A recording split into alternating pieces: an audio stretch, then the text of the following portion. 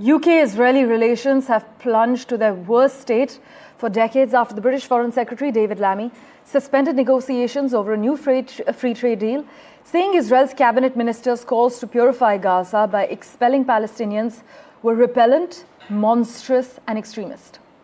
He also said wider talks about a future bilateral strategic roadmap with Israel were being reviewed, but at the same time, EU foreign ministers meeting in Brussels decided to review the bloc's trade agreement with Israel. Before we go across to Olly Barratt's report, listen in to what David Lammy had to say, followed by the EU Foreign Policy Chief's reaction. Therefore, today, I'm announcing that we have suspended negotiations with this Israeli government on a new free trade agreement.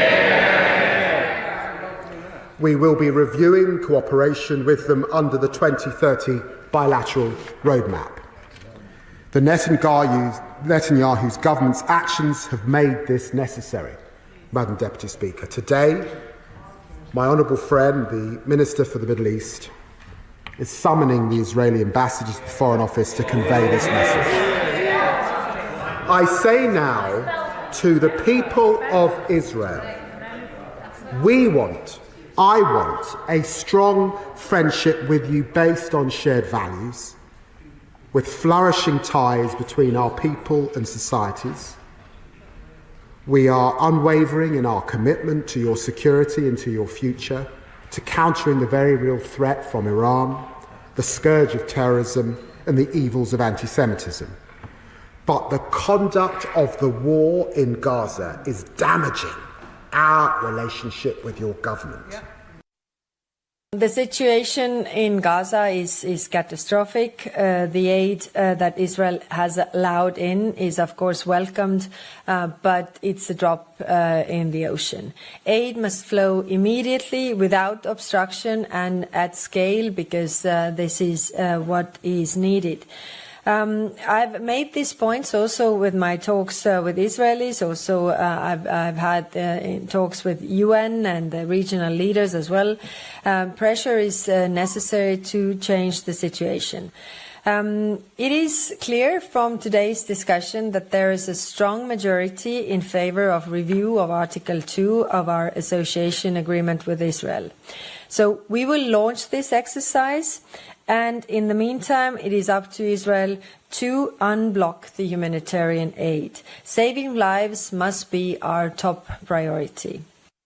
The UK has paused any trade talks with Israel. It is also introducing sanctions, including asset freezes and travel bans on 3 individuals and 4 companies, in the words of the government, who are carrying out heinous abuses of human rights. Israel's ambassador to the UK has also been summoned to speak to one of the UK's Middle East ministers, so that, according to David Lammy, it can be conveyed that the Netanyahu government's actions have made this necessary. Now, Israel, for its part, says that actually trade talks weren't moving anywhere anyway, that progress was not being made on trade discussions with the Keir Starmer government, and it also says that external pressure won't divert it from its aims. It was the Foreign Secretary David Lammy who set out this course of action from the UK government in the House of Commons. There were some, at times, angry and certainly passionate